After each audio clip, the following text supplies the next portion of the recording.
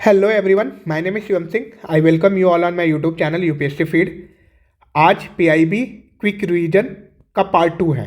Part 1 की video मैंने upload कर दी है। अगर किसी को नहीं मिला हुआ है तो मैं डिस्क्रिप्शन में इसका लिंक डाल दूंगा पार्ट 1 का, आप वहाँ से वॉच कर लीजिएगा। एग्ज़ाम को लेके अब अप्रॉक्स 90 डेज बाकी है, तो वो उसके लिहाज से ये जो है वीडियो इंपॉर्टेंट हो जाती है। उसके बाद यूपीएससी फीड का टेलीग्राम चैनल आप ज्वाइन कर लीजिएगा ताकि आपको इंपॉर्टेंट पीडीएफ मिल सके और इंपॉर्टेंट नोटिफिकेशन भी आपको मिल सके। ठीक है, ये इसके लिंक ये है, यूपीएससी फीड के नाम से सर्च करिएगा।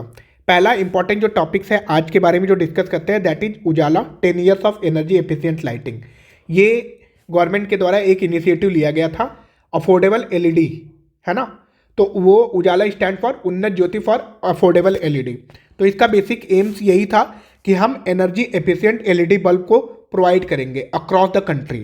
2015 में ये इनिशिएटिव चलाया गया प्राइम मिनिस्टर नरेंद्र मोदी के द्वारा, और इसके बाद 10th एनिवर्सरी आज हम मना रहे हैं। 10 मतलब 10 साल इसके टोटल पूरे हो चुके हैं, तो इंपॉर्टेंट बन जाता है ये पॉइंट जो है।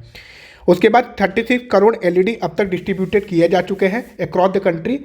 ये ज्वाइंट इनिशिएटिव है ईईएसएल का और उसके बाद डिस्कॉम का, ये याद रखिएगा।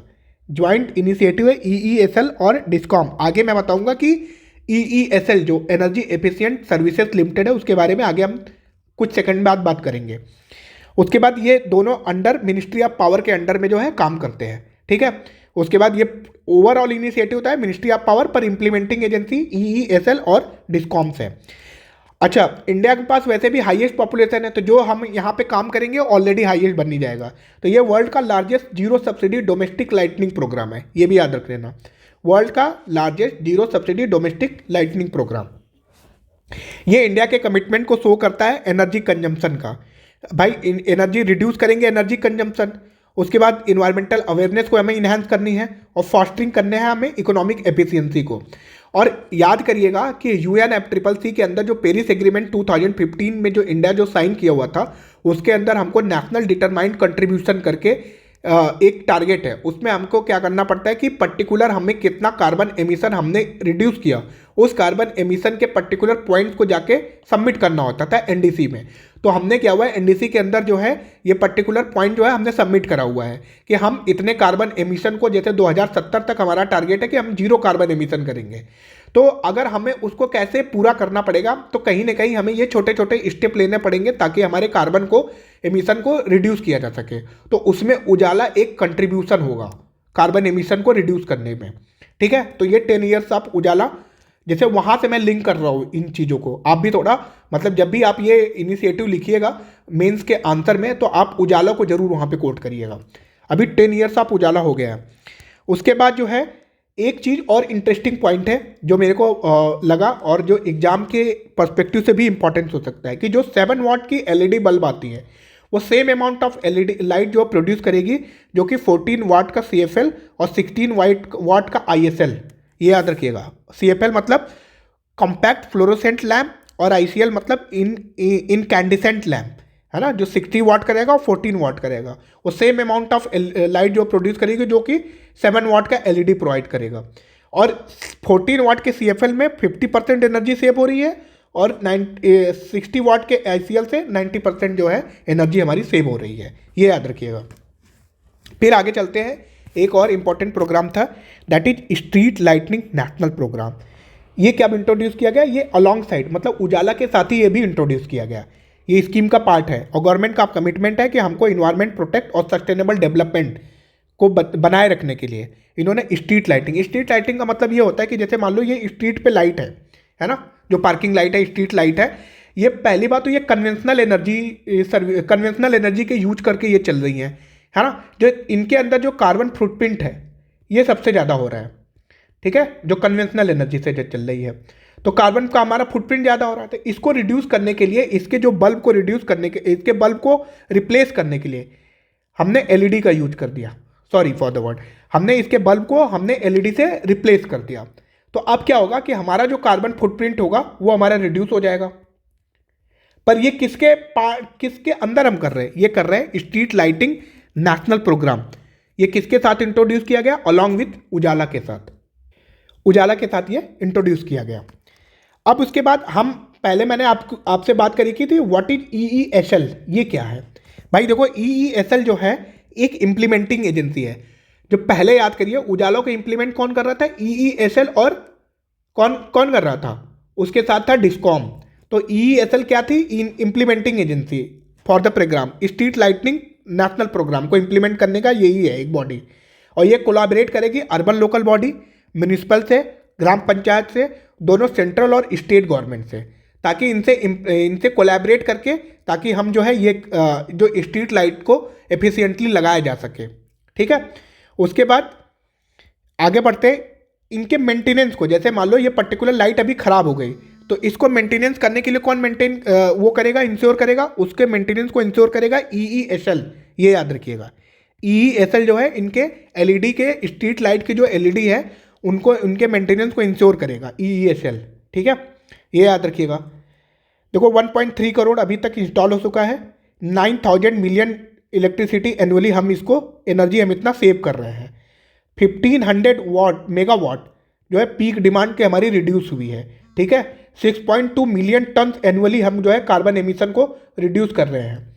ये याद रखिएगा कि NDC के अंदर जो हमें जो कमिटमेंट दिए हुए हैं वो हमारा कमिटमेंट समवेयर कहीं ना कहीं इससे भी फुलफिल होगा। ये भी एक बड़ा पार्ट जो है कंट्रीब्यूट करेगा उसमें जाके।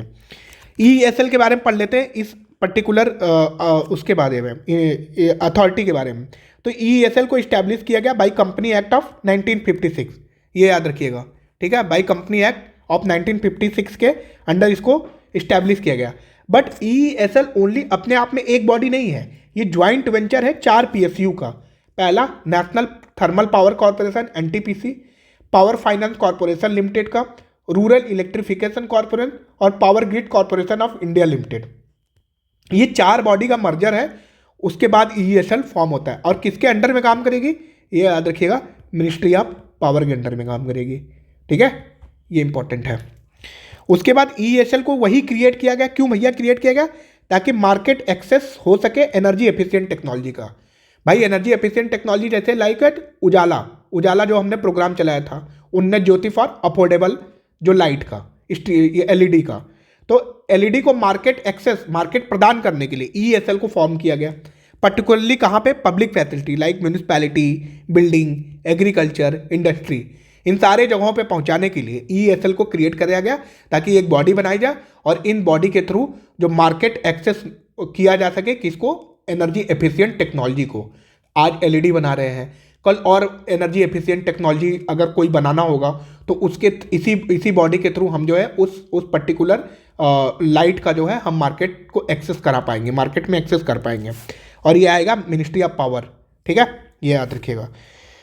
EESL को मैंने बोला कि मार्केट इसमें आएगा, मिनिस्ट्री ऑफ पावर के अंडर आएगा। उसके बाद एक स्कीम चला रही है national mission for enhance energy efficiency, उसको भी EESL भी इंप्लीमेंट कर रही है। सेकेंड टॉपिक्स पे आते हैं। प्रवासी भारतीय दिवस PBD सुना ही होगा आपने और अब तक देखा भी होगा। डायस्पोरा, मेजरली हम डायस्पोरा को कनेक्ट करते हैं इंडिया के इंगेजमेंट से, याद रखिएगा, है ना। डायस्पोरा को हम इंडिया के इंगेजमेंट से क्या करते हैं, कनेक्ट करते हैं। तो आप पहले पढ़ते थे कि PBD का जन्म कहाँ से हुआ, ओरिजिन कहाँ से हुआ। तो भाई गांधी जी लौटे थे साउथ अफ्रीका से। ठीक है, इसी दिन 9 जनवरी को 1915 में लौटते हैं गांधी जी। कहाँ से, साउथ अफ्रीका से। तो उनको अब तक का ग्रेटेस्ट प्रवासी बोला जाता था। रिटर्न टू इंडिया क्यों, क्योंकि इंडिया के फ्रीडम स्ट्रगल को लीड करना था, बढ़ाने के लिए। ठीक है, फर्दर हमारे लीडर की जरूरत थी, तो गांधी जी वहाँ से लौटे थे और लीड किए थे कंट्री को। तो 1915 में Gandhi held as the greatest pravasi return from the South Africa to lead India's freedom struggle. तो ये याद रखिएगा 9 जनवरी को। अब आते हैं पर्टिकुलर, देखते हैं पॉइंट में क्या क्या चीज़ें हैं। भाई प्रवासी भारतीय दिवस हमने पता कर लिया 9 जनवरी को मनाएंगे।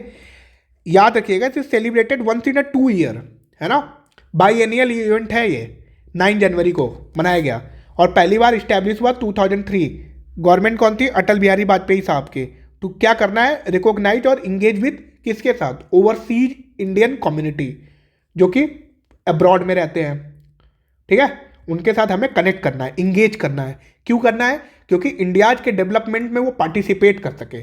Suppose that a doctor is residing in USA, है ना, अब वो इंडिया के मान लो किसी यहाँ कोई एक बहुत बड़ा डिजीज है, उस डिजीज को उसने इरेडिकेट करने के लिए उसने कोई जो है वेलफेयरिक एक्टिविटीज चलाई। अब उस वेलफेयरिक एक्टिविटीज से क्या हुआ, इंडिया के लोगों को फायदा पहुंचा, यहाँ पे रीच बढ़ा उसकी, है ना। तो उसने क्या हुआ कि कंट्री के डेवलपमेंट में कंट्रीब्यूट किया, हेल्थ सेक्टर में। तो अब हमने क्या किया, उस पर्टिकुलर डायस्पोरा को रिकॉग्नाइज कराने के लिए कि भाई आपने अपनी फैसिलिटी दी है हमारी कंट्री के अंदर, तो मतलब ऐसे डायस्पोरा को हम कनेक्ट करके रखें जिसके थ्रू हमारी कंट्री के अंदर जो है ऐसी वेलफेयर एक्टिविटीज हो। तो इन लोगों को रिकॉग्नाइज और इन लोगों को जो है हम जो है इंगेज करने के लिए हम प्रवासी भारतीय दिवस मनाते हैं। और इस बार का थीम था डायस्पोरा कंट्रीब्यूशन टू ए विकसित भारत। ये सिर्फ ओनली मैंने डॉक्टर का एग्जाम्पल दिया, बाकी जितने इंडियन सिटीजन्स बाहर रहते हैं ये सारे लोगों को कनेक्ट और इंगेज करने के लिए गवर्नमेंट जो है प्रवासी भारतीय दिवस चलाती है। बट मैंने एक एग्जाम्पल लिया डॉक्टर का कि कैसे वो इंडिया के डेवलपमेंट में अपनी वेलफेयर एक्टिविटीज को प्रमोट कर सकता है, ठीक है। उसके बाद 18 जो पीबीडी कन्वेंशन है वो भुवनेश्वर उड़ीसा में मनाया गया। वहाँ पे क्या था, डायस्पोरा कंट्रीब्यूशन फॉर ए विकसित भारत जो उसका थीम है। उसके बाद जो है यूथ प्रवासी भारतीय दिवस भी इस बार मनाया गया।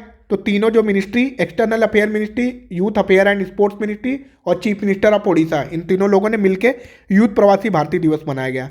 क्यों, क्या है ये, एक प्लेटफॉर्म है प्रवासी यूथ के लिए। उड़ीसा जो उड़ीसा के जो प्रवासी यूथ है उनको उड़ीसा के एंसेस्ट्रल लैंड से कनेक्ट कराने के लिए इन्होंने इस बार जो है यूथ प्रवासी भारतीय दिवस मनाया गया।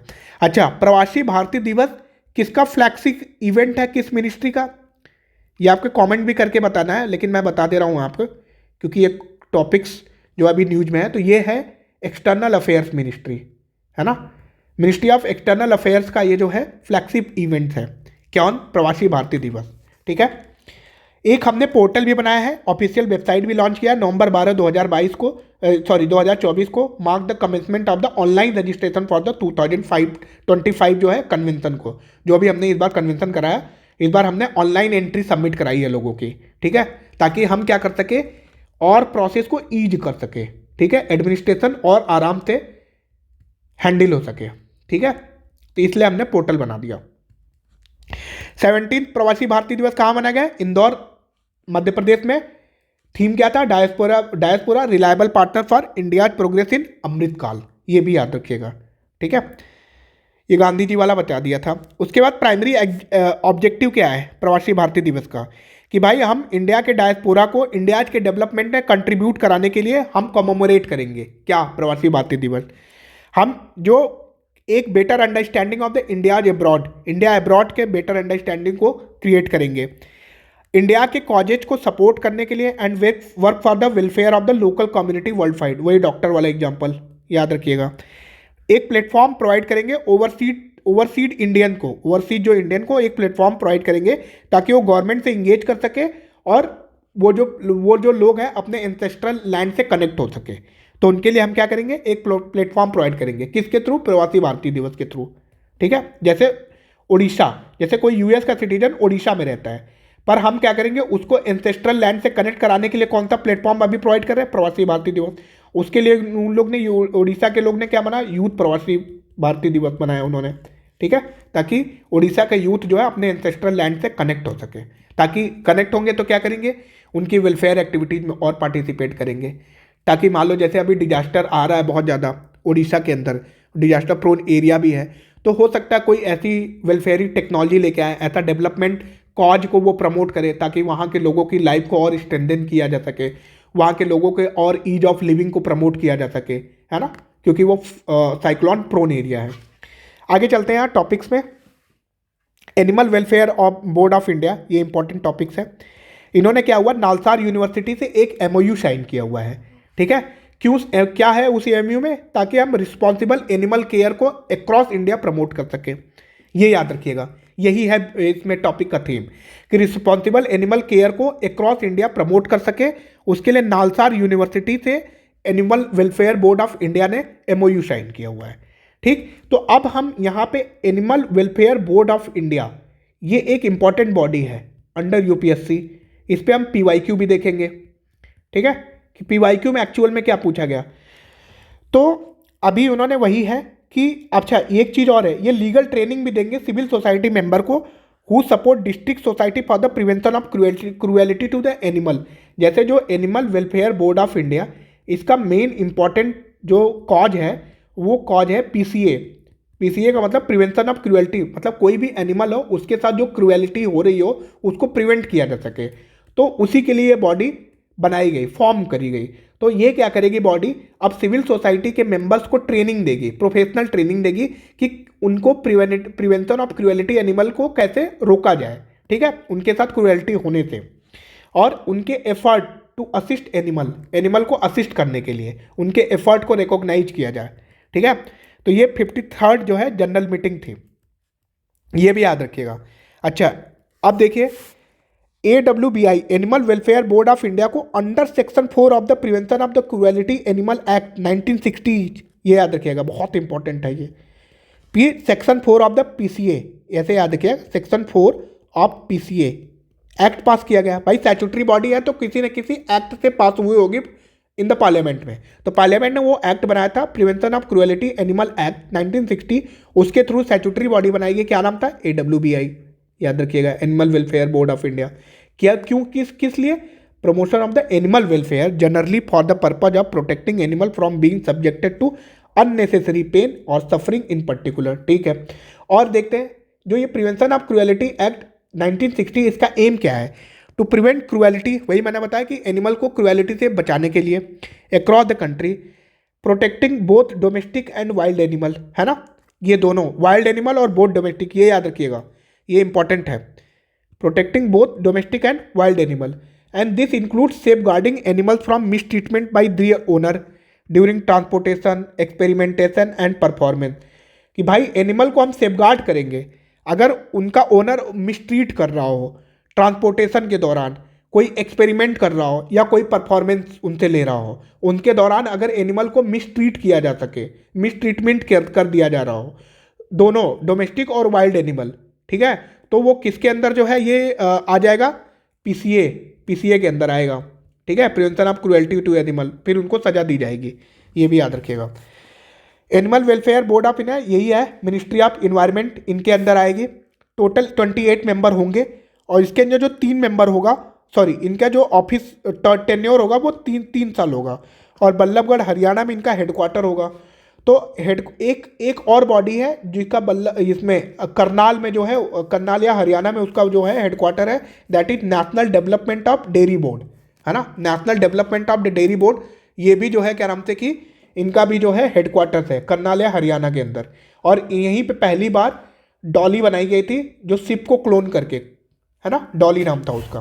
तो ये याद रखिएगा, सबसे important section 4 of the PCA act 1960 से ये बॉडी बनी थी, animal welfare board of India.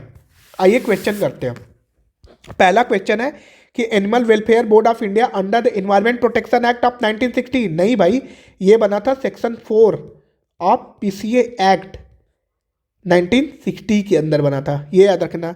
National tiger conservation is a statutory body, obvious सी बात है ना, ये स्टैट्यूटरी बॉडी थी। National Ganga river basin is chaired by prime minister, obvious सी बात है, पहले ये बॉडी का नाम था national Ganga council. National Ganga council को 2015 में इसको जो है चेंज करके national Ganga river basin authority बनाया गया। PM को यहाँ चेयरपर्सन बनाया गया, वाइस प्रेसिडेंट किसको बनाया गया, जो मिनिस्ट्री ऑफ जल शक्ति को, ठीक है। मिशन क्या था भाई, वही क्लीन गंगा को क्लीन करेंगे, पॉल्यूशन वहाँ से हटाएंगे, सीवेज ट्रीटमेंट को ठीक करेंगे। तो ये सारी प्रोविजन जो है इसके अंदर किए गए। ये यूपीएससी के अंदर 2014 के अंदर यूपीएससी के अंदर ये क्वेश्चन पूछा गया था। तो ऑप्शन कौन सा करेक्ट होगा, 2 और 3। आगे पूछते हैं फिर prevention of cruelty to animal act. Legislative intent of the act is to prevent the infliction of the unnecessary pain, obvious सी बात है, सही है।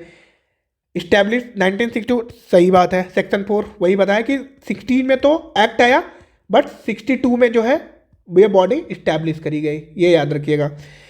ये प्रोवाइड करता है limitation period of 3 month beyond which no prosecution shall lie for any offence. मतलब अगर तीन महीने के बाद अगर आपने कोई चीज़ फाइल करी तो फिर कोई ऑफेंसेज जो है लाई नहीं करेगा, ये भी याद रखिएगा, ठीक है। तो 1 2 3 तीनों करेक्ट है। आगे चलते हैं अगले टॉपिक पे। आपने ये न्यूज़ में देखा ही होगा कि अभी सोनमार्ग टनल है ना, PM ने इसको इनॉग्रेट किया था, जिसको हम जेड मोर टनल भी कहते हैं, ठीक है। ये जेड मोर टनल है को PM ने इनॉग्रेट किया था, याद रखिएगा। उसके बाद देखते हैं पीएम ने क्या बोला था कि Kashmir is the crown of country, the crown of India, I want this crown to be more beautiful and prosperous. ठीक है। उसके बाद ये टनल है 12 किलोमीटर लॉन्ग, 8,650 फीट एबव जो है अल्टीट्यूड है इसका, ऑल वेदर कनेक्टिविटी प्रोवाइड करेगा, श्रीनगर और सोनमार्ग को ये जो है लेह से कनेक्ट करेगा, ये याद रखिएगा। उसके बाद अपार्ट फ्रॉम दैट इसी के साथ जोजिला टनल भी बनाया जा रहा है, 2028 में कंप्लीट होगा। डिस्टेंस पहले 49 किलोमीटर की थी, अब रिड्यूस होकर 43 किलोमीटर होगी। व्हीकल की स्पीड को बढ़ा देगी 30 किलोमीटर से 70 किलोमीटर पर आवर। और NH1 जो अपनी कनेक्टिविटी है, जो कि बिटवीन श्रीनगर वैली और लद्दाख के बीच की जो कनेक्टिविटी को NH1 के नाम से जानते हैं, तो अब हमें क्या होगा कि सीमलेस कनेक्टिविटी मिल सकेगी, ये याद रखिएगा। ठीक है, इतना ही था इस आर्टिकल के अंदर।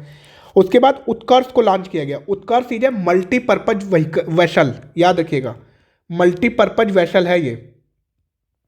ठीक है, मल्टीपर्पज वेसल है। तो ये उत्कर्ष इसका second of the two multipurpose, दो मल्टीपर्पज वेसल है। पहला मल्टीपर्पज वेसल का नाम INS समर्थक, इसको लॉन्च किया गया। ठीक है, इसको डिजाइन क्यों किया गया, इसका एम क्या है कि हम क्या कर सकते हैं, यहाँ से शिप को टॉविंग कर सकते हैं, है ना। शिप को हम टॉविंग कर सकते हैं, लॉन्च कर सकते हैं और रिकवर्स कर सकते हैं वेरियस टारगेट। बहुत सारे टारगेट को हम लॉन्च कर सकते हैं और जो है रिकवर्स कर सकते हैं। और ऑपरेट, मतलब ड्रोन को अगर ऑपरेट करना होगा तो इस मल्टीपर्पज वेसल से हम जो है ड्रोन को ऑपरेट कर सकते हैं। और एक ट्रायल प्लेटफॉर्म जो है ये प्रोवाइड करेगा for the indigenous weapon and sensor under जो डेवलपमेंट, जो भी सेंसर डेवलपमेंट के अंडर में है और इंडिजीनियस वेपन है, उसके लिए प्लेटफॉर्म को ट्रायल करने का एक बेस्ट मीडियम भी होगा। ठीक है। उसके बाद उत्कर्ष का नाम है सुपीरियर इन कंडक्ट। कौन बनाया था, L N T shipyard for the Indian navy. ठीक है, ये याद रखिएगा। वैसे ये पूछा नहीं जाएगा कौन बनाया था, बट आपसे उत्कर्ष पूछा जा सकता है कि उत्कर्ष इज रिलेटेड टू व्हाट। तो ये मल्टीपर्पज वेसल है फॉर द इंडियन नेवी के लिए बना रहे हैं हम लोग जो है, ये याद रखिएगा। उसके बाद एक इंपॉर्टेंट चीज़ है भाई कि इंडिया की जो रिन्यूएबल एनर्जी की जो कैपेसिटी है वो 15.8% ईयर ऑन ईयर ग्रोथ हो रहा है उसका। तो ये याद रखिएगा कि ईयर ऑन ईयर ग्रोथ हो रहा है हमारा 15.8%। और सोलर और विंड में भी हमने रिकॉर्ड कैपेसिटी देखी 97.86 और विंड पहुंच गया है 48.16 में। टोटल हमारी कितनी पहुंच गई है कैपेसिटी रिन्यूएबल एनर्जी की, 209.44 गीगावाट। नंबर्स याद रखिएगा, it can be asked in prelims. ठीक है, दिसंबर 2024 तक इंडिया का जो टोटल एनर्जी इंस्टॉल कैपेसिटी है वो पहुंच गया, जो कि अभी मैंने बताया 209.44। ठीक है, ईयर ऑन ईयर हम ग्रो कर रहे हैं रिन्यूएबल एनर्जी में 15.84।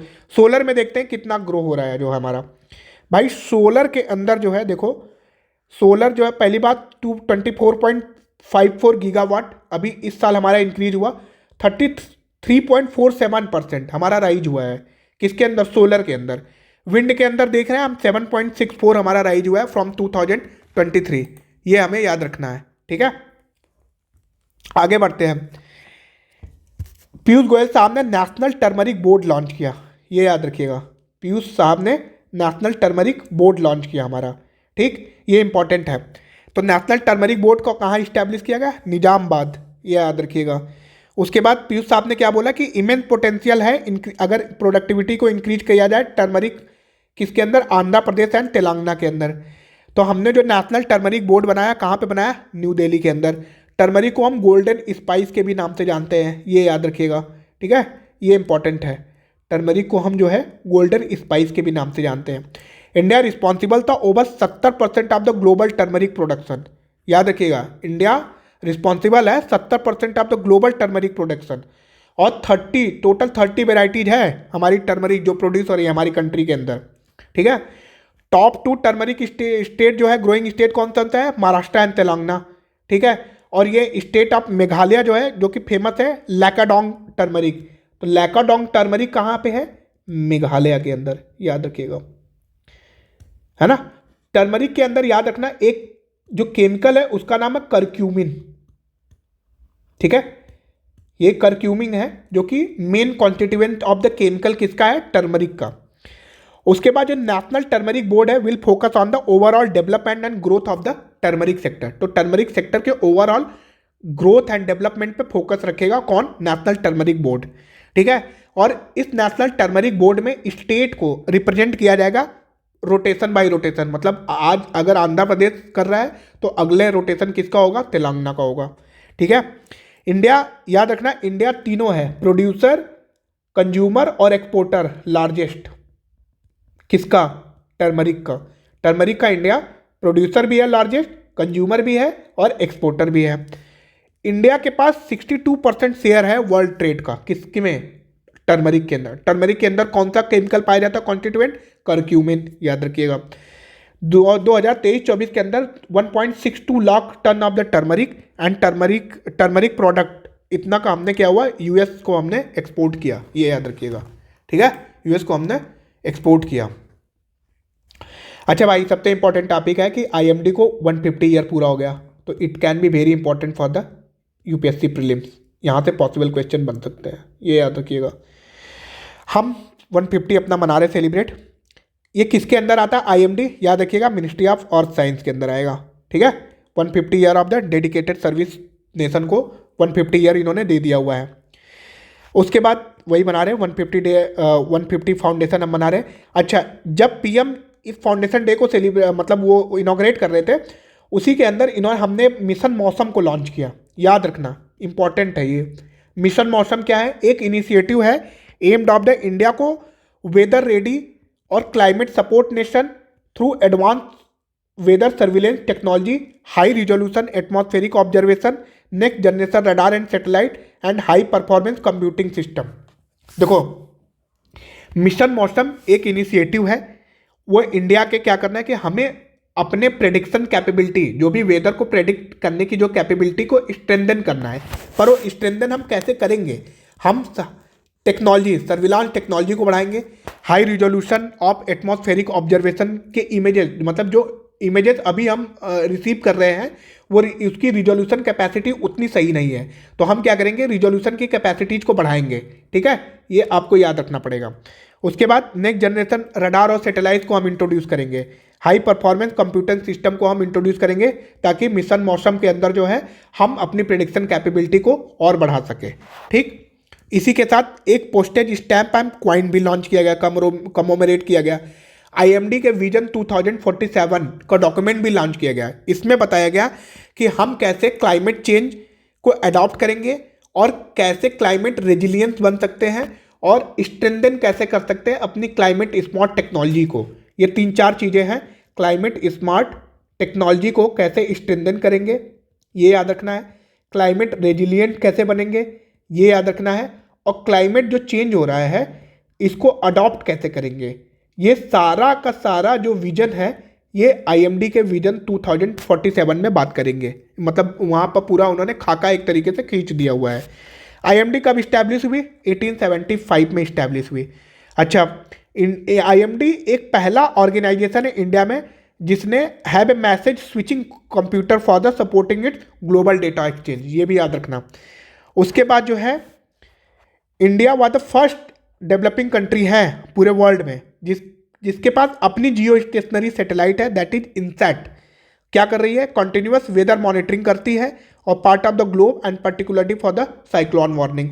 ठीक है, ये इंपॉर्टेंट था। उसके बाद देखो, अब तक 40% हमारा इंप्रूवमेंट हुआ है 2023 में कंपेयर टू, अगर हम 2014 के कंपेयर में बात करें तो क्लाइमेट को फोरकास्ट करने की जो एक्यूरेसी है वो अब तक 40% उसमें इंप्रूवमेंट आया है, ये याद रखना। ठीक है, उसके बाद जो साइक्लोन आया था उसका नाम लूंगा मैं, देखिए, Phalen, Hudhud, Fani, Amphan, Tauktae, Biparjoy और दाना। ये साइक्लोन है जिसे हमने सक्सेसफुली हम क्या कर पाए हैं, प्रेडिक्ट कर पाए हैं अपनी इंडियन टेक्नोलॉजी से, तो हमें बहुत प्राउड फील भी होना चाहिए।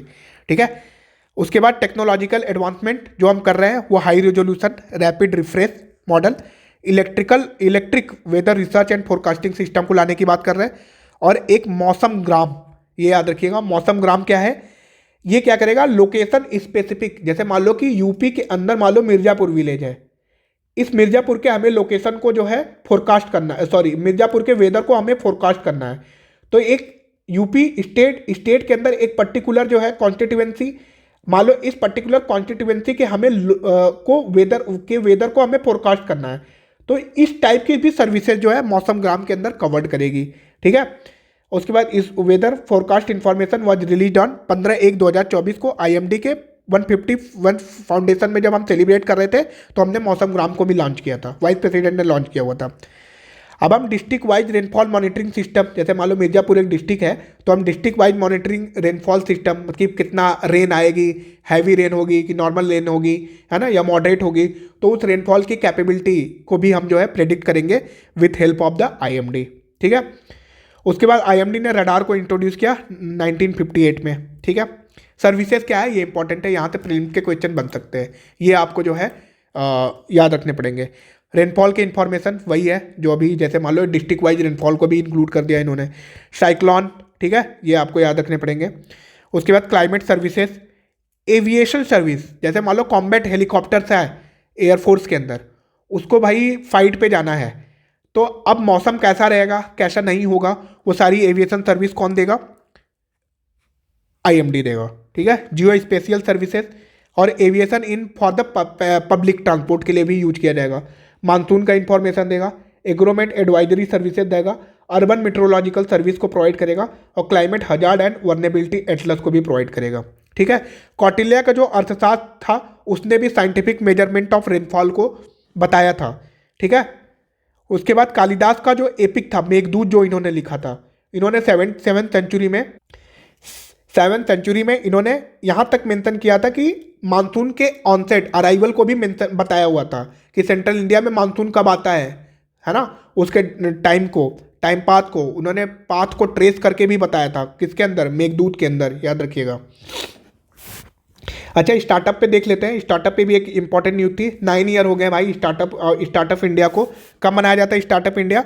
जनवरी 16 2025 को इंडिया क्या कर रहा है, 9 ईयर मना रहा है, किसका, स्टार्टअप इंडिया का। ठीक है। उसके बाद नेशनल स्टार्टअप डे मनाया जाता है कब, 16 जनवरी को। 1.59 लाख स्टार्टअप रिकॉग्नाइज किए। कौन स्टार्टअप को रिकॉग्नाइज करता है? DPIIT, किसके अंदर, मिनिस्ट्री ऑफ कॉमर्स के अंदर, MCOM के अंदर। ठीक है। इंडिया हमारा 3rd लार्जेस्ट स्टार्टअप इकोसिस्टम है, पहला USA, दूसरा चाइना, तीसरा हमारा इंडिया। ठीक है। कितने स्टार्टअप को रिकॉग्नाइज किए गए? 1.59 लाख। ठीक है। 1.59 लाख स्टार्टअप को रिकॉग्नाइज, 16.67 लाख एम्प्लॉयमेंट जनरेट हुआ, 73,151 स्टार्टअप को जिसमें कि कम से कम विमेन डायरेक्टर हैं। ये मेंस में आप कोट कर सकते हैं इसको, अगर मेंस में विमेन एम्पावरमेंट की बात आ जाए तो यहाँ पे आप इस पॉइंट को कोट कर सकते हैं। ठीक है। कि 73,151 ऐसे स्टार्टअप हुए हैं हमारे कंट्री के अंदर जिसमें कम से कम एक क्या है, विमेन डायरेक्टर है। अच्छा, इस स्टार्टअप के अंदर एक इंपॉर्टेंट स्कीम्स है, दैट इज भास्कर। भास्कर क्या कर रहा है, एम्पावर कर रहा है इंडिया के स्टार्टअप इकोसिस्टम को। तो ये क्वेश्चन में आ सकता है, ये आपसे पूछा जा सकता है कि भास्कर का एम क्या है ना। तो भास्कर का भाई यही एम है, इंडिया के स्टार्टअप इकोसिस्टम को हमें क्या करना है, एम्पावर करना है। तो ये पूछा जाता है कि it is related to what, तो it is related to the startup ecosystem, Bhaskar. तो DPIIT जो है लॉन्च किया है भारत स्टार्ट नॉलेज रजिस्ट्री, जिसको भारत ये भास्कर के नाम से बोला गया है। ये प्लेटफॉर्म है, ये इसका एम क्या है कि सेंट्रलाइज करेगा और स्ट्रीमलाइन करेगा इंटरेक्शन विद इन, जैसे मान लो सिविल सोसाइटी है ना, सिविल सोसाइटी है, एकेडमी है, वेंचर कैपिटलिस्ट है ना, जो इसको फंड करेंगे। उसके बाद इंडस्ट्री है, ये सारे लोगों को एक प्लेस पे लेके आएंगे, इस प्लेस पे लाके हम स्ट्रीमलाइन कर देंगे और ये सारे के सारे सर्विस हम किसको देंगे, स्टार्टअप को देंगे, ताकि इन सारे लोगों की हेल्प जो है इस पर्टिकुलर स्टार्टअप को मिल सके और ये स्टार्टअप क्या हो सके, ग्रो हो सके। तो ये किसके अंदर करेंगे, भास्कर के अंदर करेंगे।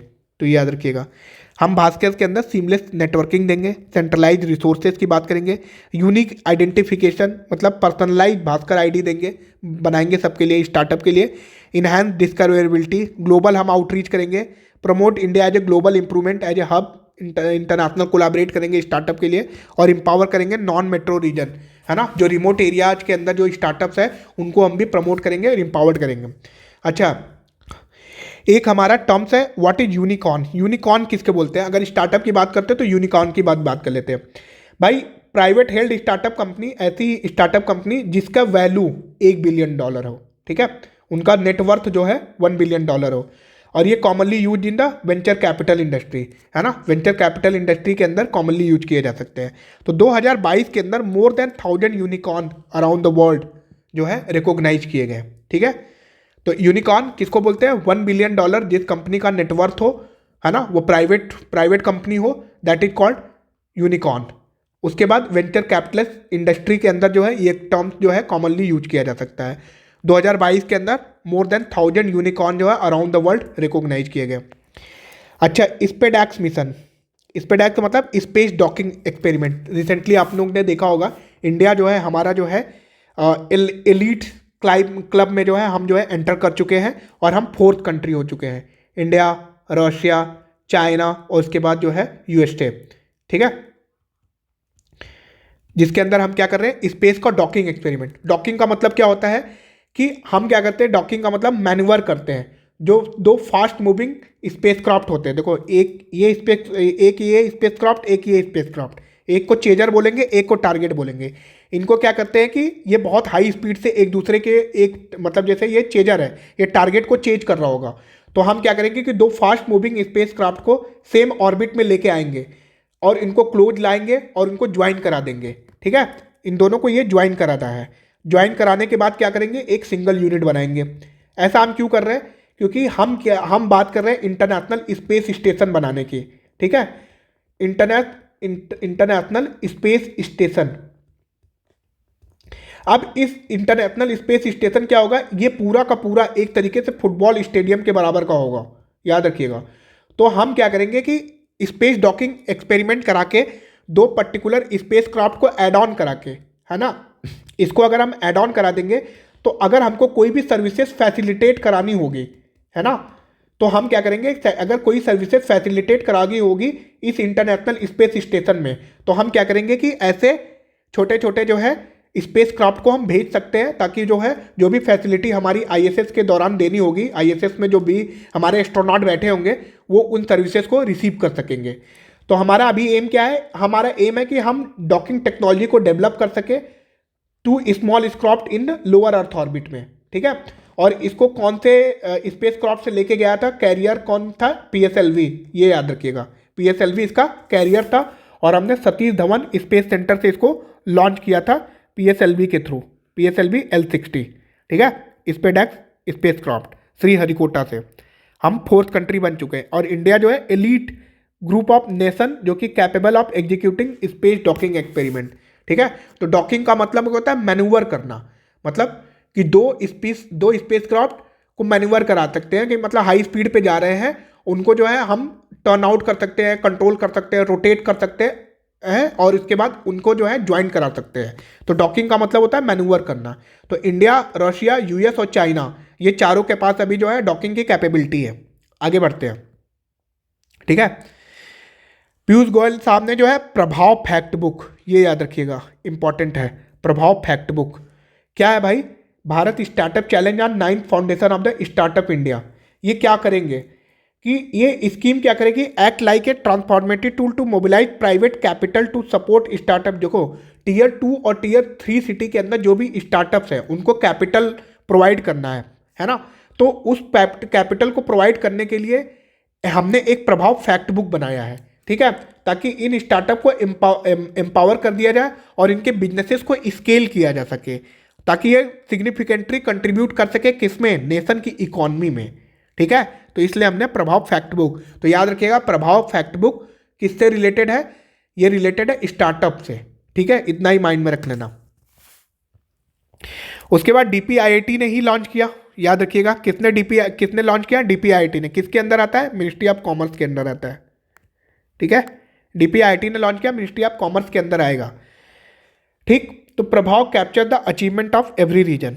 यही है कि इंडिया के जितने भी रिमोट एरियाज के, मतलब Tier 2 और Tier 3, मेनली यही दो रीजन को हम कैटर कर रहे हैं, Tier 2 और Tier 3 को कैटर करना चाहते हैं, ठीक है। ये इंपॉर्टेंट है प्रभाव फैक्ट बुक। तो यहाँ से हमारा ख़त्म होता है। आप जो है चैनल को सब्सक्राइब कर लीजिएगा। और ये हमारा यहाँ से वीक 2 कंप्लीट हुआ, ठीक है गाइज, हमारा वीक 2 आज के बाद कंप्लीट हो गया। अब हम वीक 3 पे बढ़ेंगे आगे। हम नेक्स्ट वीडियो बहुत जल्दी लाने की कोशिश करूँगा। आप वीडियो को वॉच करिएगा और कमेंट्स में अपने जो है क्वेश्चन या क्वेरी जो भी होगा कमेंट्स के अंदर आप पोस्ट कर दीजिएगा, मैं रिप्लाई करने की कोशिश करूँगा। थैंक यू गाइस, मैं अगले वीडियो की लाने की जल्द कोशिश करूँगा। Thank you everyone.